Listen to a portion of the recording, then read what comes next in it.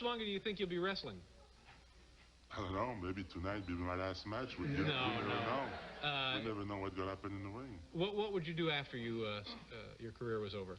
I only feared him. When a man the size of André the Giant says those words, you listen. For decades, the world watched a monster. 7 feet 4 inches of pure dominance. 520 pounds of unstoppable force. They called him the 8th wonder of the world. And for 15 years, promoters told us he had never been defeated, never pinned, never submitted, never broken. But that was a lie. Behind the curtain, away from the cameras and the roaring crowds, André René Roussimoff was just a man in constant, unbearable pain. A man whose body was being destroyed by the same condition that made him famous. A man who knew exactly which wrestlers could hurt him, humiliate him, or end his career in a single moment of violence. This is the story they never told you. The story of the men who made the Giant afraid. Wrestling in the 70s and 80s was not the choreographed spectacle you see today. It was brutal, dangerous, real. The locker rooms were filled with former Olympic athletes, bar fighters, and legitimate tough guys who could break bones without breaking character. In that world, even a giant could be prey. André understood this better than anyone. By the mid-80s, his body was falling apart. The acromegaly that gave him his size was also killing him. His joints were fragile. His back was in constant agony. His mobility was compromised. Every match was a risk. Every opponent was a potential disaster. The disease that made André famous was the same disease that would eventually kill him. Acromegaly causes the body to produce too much growth hormone, leading to abnormal growth of bones and tissues. For André, this meant he grew to an extraordinary size, but it also meant his organs were enlarged, his joints were deteriorating, and his spine was collapsing under the weight of his own body. By the time he reached his 40s, André was in constant pain. Simple tasks like walking or climbing into the ring required tremendous effort. His back hurt so badly that he couldn't lie flat to sleep. He had to sleep sitting up in chairs or propped against walls. The cartilage in his knees was gone. His ankles could barely support his weight. In this condition, André was vulnerable.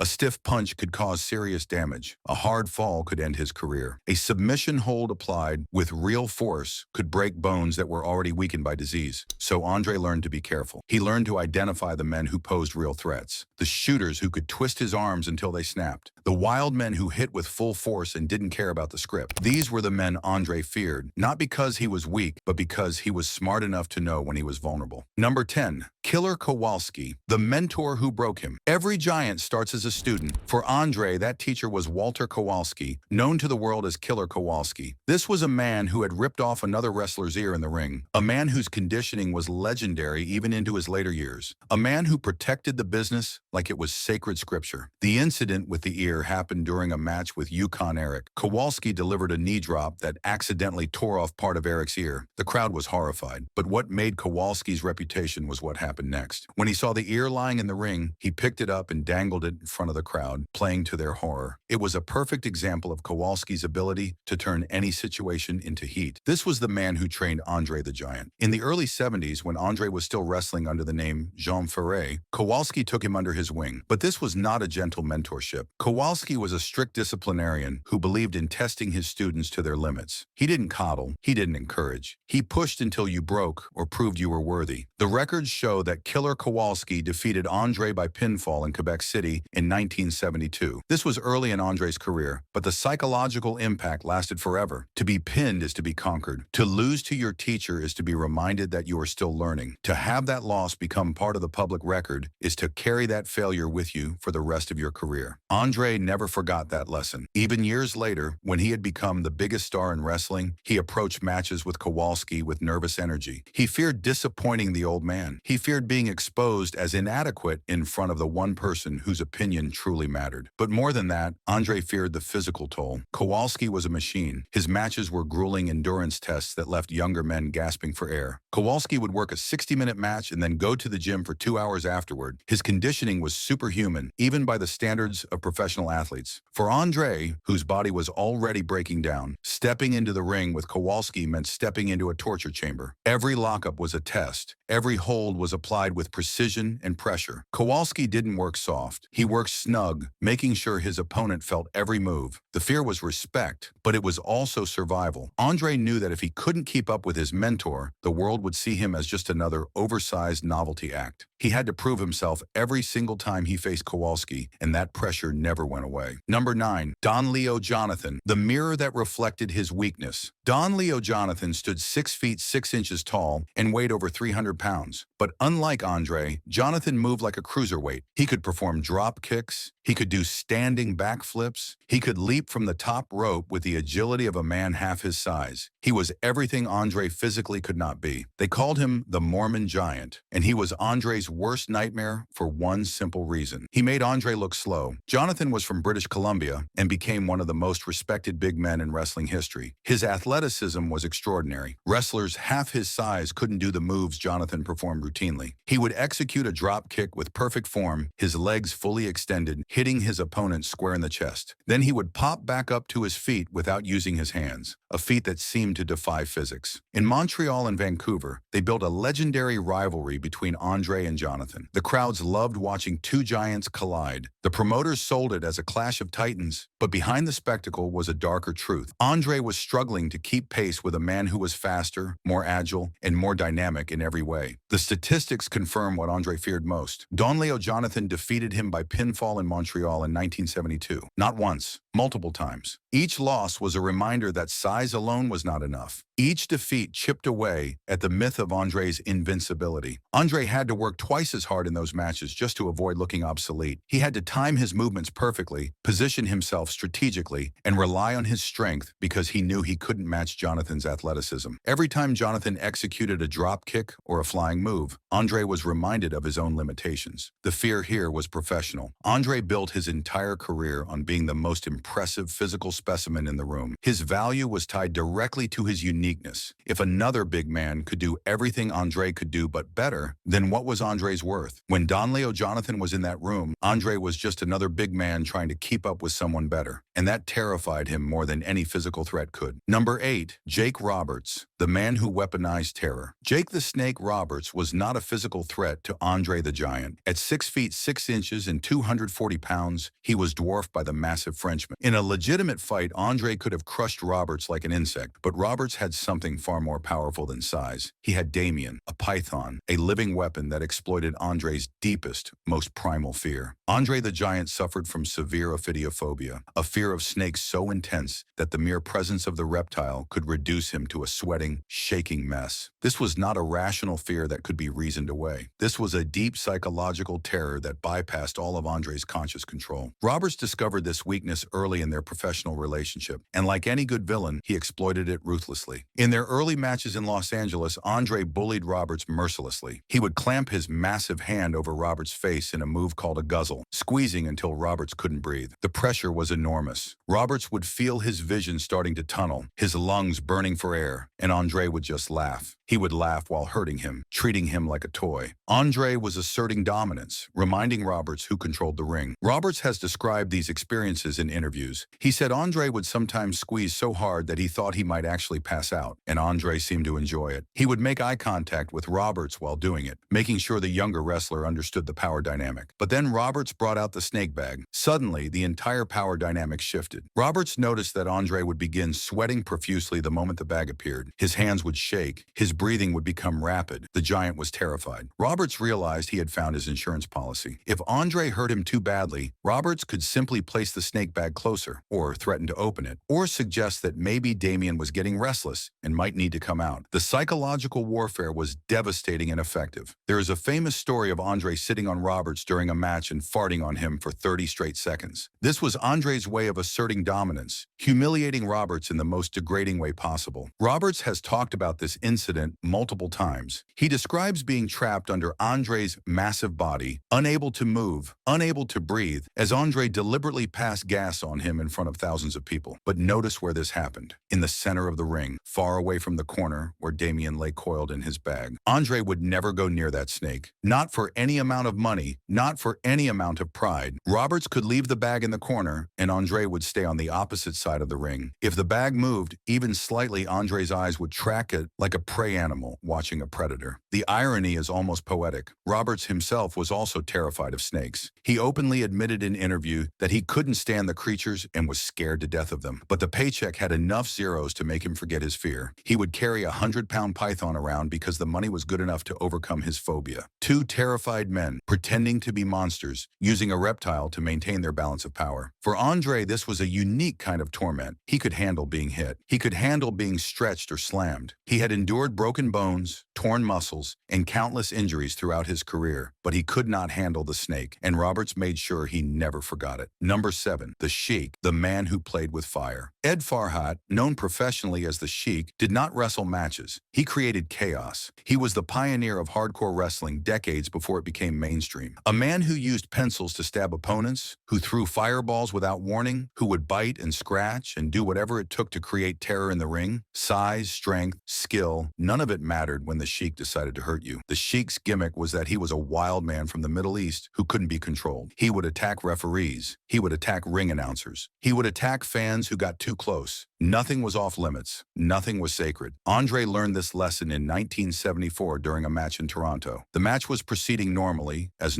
any Sheik match could be, when without warning, without provocation, the Sheik threw a fireball directly into André's face. The mechanics of a fireball in wrestling involve flash paper and a spark. When done correctly, it creates a bright flash and some heat but no lasting damage. But there's always risk. The fire is real. The danger is real. And if something goes wrong, you can be severely burned or blinded. Fire is an uncontrollable weapon. For a man like André, who relied on his vision and physical presence to control every situation, the threat of blindness was absolutely terrifying. He had no defense against it. He couldn't catch fire. He couldn't block it with his size. He could only hope the Sheik chose not to burn him that night. The psychological impact of being burned stayed with André for years. He never forgot what it felt like to see that flame coming toward his face. The heat, the fear of permanent disfigurement, the realization that in that moment, his size meant nothing. The aftermath of that incident changed André's entire approach to the Sheik. He became extremely hesitant to work with him. In an industry where trust was everything, where you had to rely on your opponent to protect you while making the match look violent, the Sheik represented pure unpredictability. The Sheik's matches often devolved into bloodbaths. He would blade himself and his opponents, creating rivers of blood that horrified audiences. Referees would be attacked and left lying in the ring. Rules would be ignored. The line between performance and assault would disappear entirely. For André, whose career depended on maintaining the aura of control, these matches were nightmares. He couldn't control the Sheik. He couldn't predict what the Sheik would do next. And he couldn't protect himself from weapons that neutralized his size advantage. The fear here was primal. Fire is one of humanity's oldest terrors. The Sheik wielded it like a toy. André understood that size meant nothing when someone was willing to blind you. So he kept his distance, took his paycheck, and prayed the Sheik would stick to the script. Number 6, Bruiser Brody. The intellectual savage who refused to play Frank Goodish, known as Bruiser Brody, stood 6 feet 8 inches tall and weighed 300 pounds. He was one of the few men who could look André the Giant in the eye physically. He had the wild hair, the furry boots, the chain he swung around the ring. He looked like a barbarian. But his size was not what worried André. It was his mind. Brody was a modern outlaw in an industry that demanded conformity. He was notoriously difficult to do business with. He would refuse to sell for opponents if he felt disrespected. He would stop cooperating in the middle of matches if he wasn't being paid enough. He would literally leave the ring and walk to the back if the finish wasn't what he had agreed to. Promoters hated him. Other wrestlers feared him, but fans loved him because he was unpredictable and exciting. Brody had a degree in journalism. He was intelligent and calculating. His wild man persona was a carefully crafted character, but the business tactics he used were very real. He understood that his value increased every time he refused to lose. He knew that promoters needed him more than he needed any single promoter. André was the complete opposite. He was the ultimate company man. He followed the script. He respected the promoters. He understood that professional wrestling was a business built on trust and cooperation. You worked with your opponents to create a believable fight that protected both of you and entertained the crowd. That was the social contract. Bruiser Brody believed in none of that. The fear André had of Brody was not physical, although Brody was certainly capable of handling himself in a real fight. The fear was professional. He feared that Brody would decide to shoot in the middle of a match, that Brody would simply stop working, exposing the predetermined nature of their fight, that Brody would embarrass him in front of thousands of fans by refusing to go down when he was supposed to. Peers like Ted DiBiase and Bobby Jaggers discussed the tension between Brody and the wrestling establishment. DiBiase DiBiase talked about matches where Brody would simply stand there and refuse to sell offense. The opponent would hit him with their best moves, and Brody would just stare at them, making them look weak and ineffective. Brody was the mercenary who owed nothing to anyone. If you wanted him to lose, you had to pay him. If you wanted him to make you look good, you had to earn it. And if you tried to force him to do something he didn't agree to, he would walk out mid-match and leave you standing in the ring looking like a fool. Andre couldn't police Brody the way he policed other wrestlers because Brody genuinely did not care about the consequences. He was strong enough to defend himself in a real fight. He was popular enough to get bookings elsewhere. He was fearless enough to walk out mid-match if the money wasn't right. For Andre, whose entire career depended on maintaining the illusion of dominance, Bruiser Brody was a ticking time bomb. Every match with Brody carried the risk of public humiliation. If Brody decided Andre wasn't showing him proper respect, he could make Andre look weak. He could refuse to sell Andre's offense. He could expose the business. So Andre avoided him whenever possible, preferring to work with professionals who understood the game. It was safer, less stressful, and it protected the aura that Andre had spent decades building. Number 5, Stan Hansen, the blind berserker who hit for real. Stan Hansen was a massive, brawling cowboy from Texas who became a god in Japanese wrestling. He stood 6 feet 4 inches tall, weighed 300 pounds, and hit harder than anyone in the business. His matches were legendary for their brutality and realism, but his stiffness was not intentional cruelty. It was necessity. Stan Hansen was legally blind without his glasses. In the ring, he couldn't see clearly. He couldn't judge distances accurately, so he hit with full force every single time to ensure he made contact. This created a unique problem for his opponents. When Hansen threw a lariat, he threw it with everything he had because he couldn't see well enough to pull it. When Hansen threw a punch, it was a real punch because he couldn't gauge the distance to stop it short. Working with Hansen meant getting legitimately hit over and over for 15 or 20 minutes. For Andre, whose body was already deteriorating from chronic pain, a match with Hansen was a physical ordeal that lasted for days afterward. Their most famous encounter happened in 1981 in Japan. The footage shows them trading full contact blows that would have hospitalized normal men. These weren't worked punches that barely grazed the opponent. These were real strikes landing with real force.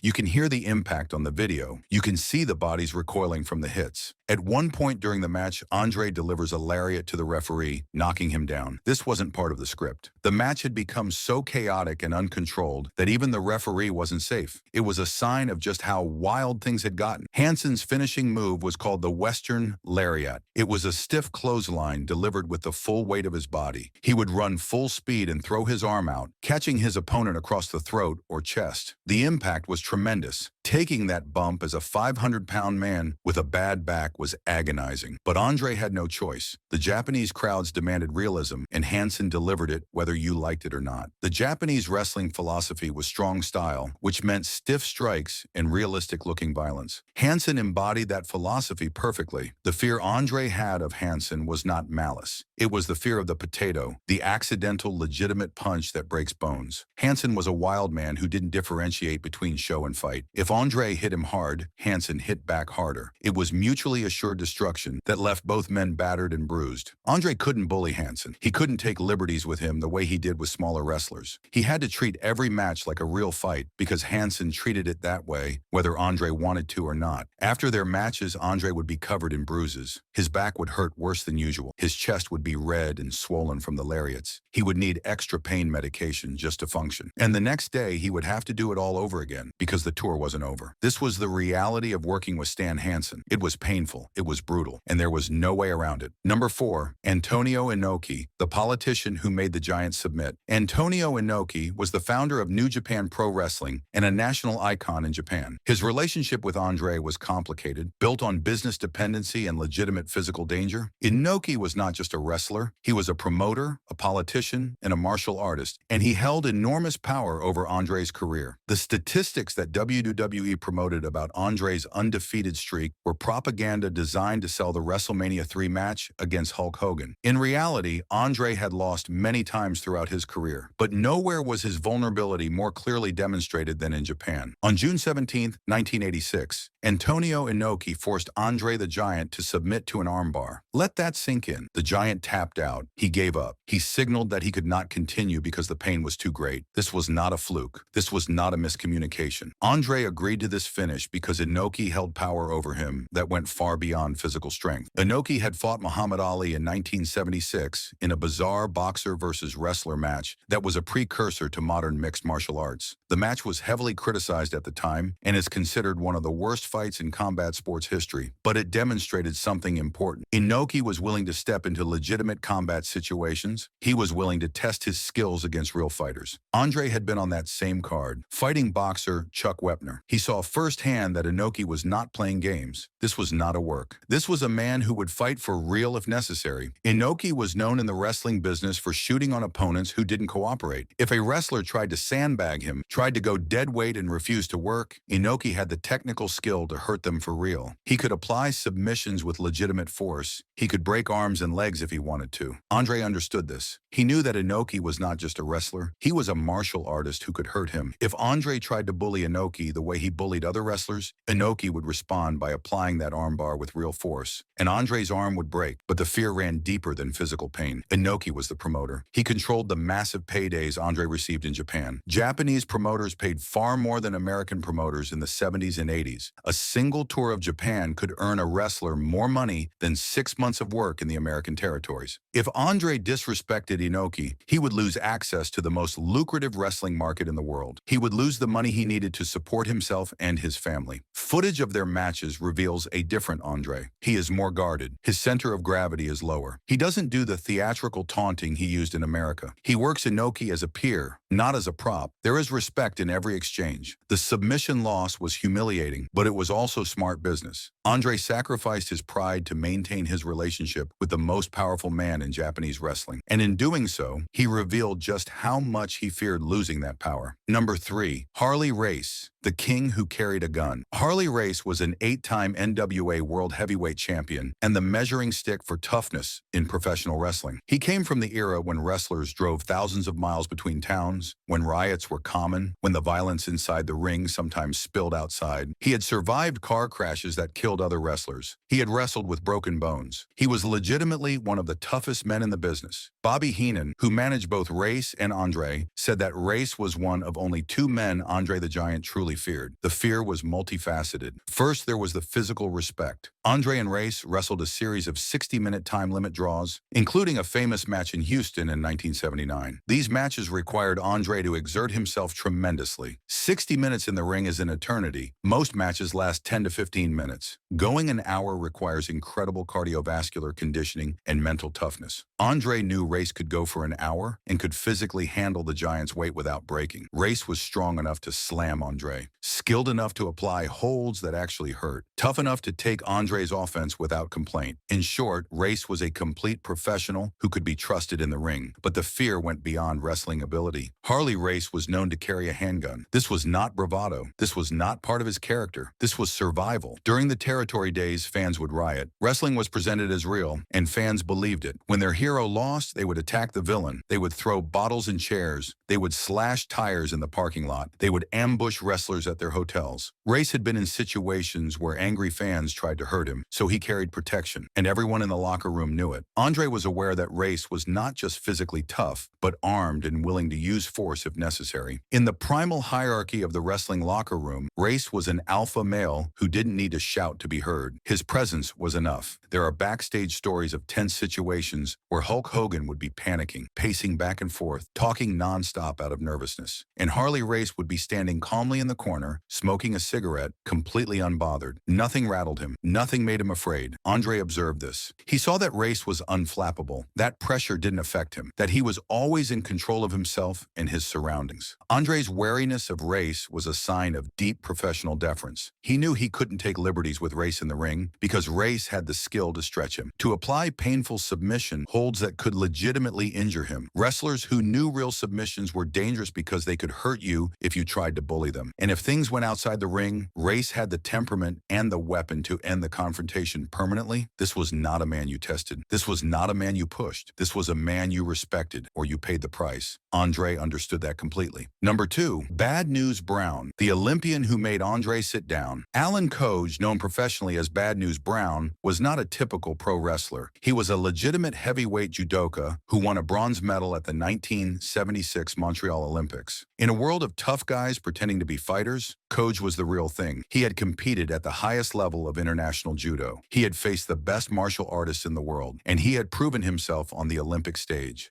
The most verified instance of André the Giant backing down from a direct confrontation involves Koj. It happened in Japan during one of the grueling wrestling tours where alcohol flowed freely and tensions ran high. The tours would last for weeks, with shows almost every night in different cities. The wrestlers would travel together on buses, eating together, drinking together, living in close quarters. The stress of these tours could bring out the worst in people. André was intoxicated on the tour bus and began making loud, racist remarks. Koj, an African-American who had endured significant prejudice throughout his life, was sleeping when he heard the slur. In that era, racism in professional wrestling was unfortunately common, but Koj had not become an Olympic athlete by accepting disrespect. What happened next shattered the myth of André's untouchability. Koj stood up and demanded André shut his mouth. The bus went silent. Everyone knew André's reputation. Everyone knew what happened to people who challenged the Giant, but Koj didn't care. André, accustomed to submission from everyone around him, told Koj to go fuck himself. It was the response of a man who had never been truly challenged, a man who believed his size made him untouchable. Koj's response was immediate and devastating. He ordered the bus driver to pull over. The driver, sensing the tension, complied. Koj stepped off the bus onto the roadside, and he challenged the Giant to join him and settle the dispute physically. He stood there on the side of the road in Japan, waiting for André to get off the bus. André the Giant did not move. He remained in his seat. Everyone on that bus understood what had just happened. The Giant had backed down. The myth of his dominance had been shattered in front of his peers. This was not cowardice. This was intelligence. André understood Koj's background. In judo, size is a weapon, but balance and leverage are the equalizers. A skilled judoka can throw opponents much larger than themselves by using their momentum against them. Koj possessed the skill to use André's own weight as a weapon. A hip toss or sweep on concrete for a 500-pound man with a bad back could have been fatal or career-ending. André did the math and chose survival over pride. The dynamic between these two men persisted for years after that incident. In a later match in Mexico involving André, Bad News Brown, and Bam Bam Bigelow, disaster struck in the most humiliating way possible. André was suffering from a virus and the effects of alcohol. During the match, he attempted a butt bump in the corner, a move where he would back into his opponent in the corner, using his massive size to crush them. But André lost control of his bowels. He covered Koj in liquid diarrhea. This was accidental. André was sick. His body betrayed him, but the timing could not have been worse. To cover another man in your own filth is the ultimate disrespect, even if unintentional. Koj, furious and covered in filth, fled the ring to wash off. The match fell apart. The crowd didn't know what was happening. The other wrestlers didn't know what to do. It was chaos. Yet despite this ultimate disrespect, André was reportedly apologetic afterward. He sought out Koj and tried to explain. He tried to make amends. This was extraordinary behavior from a man who rarely apologized to anyone. Why? Because the tour bus incident had established a permanent boundary.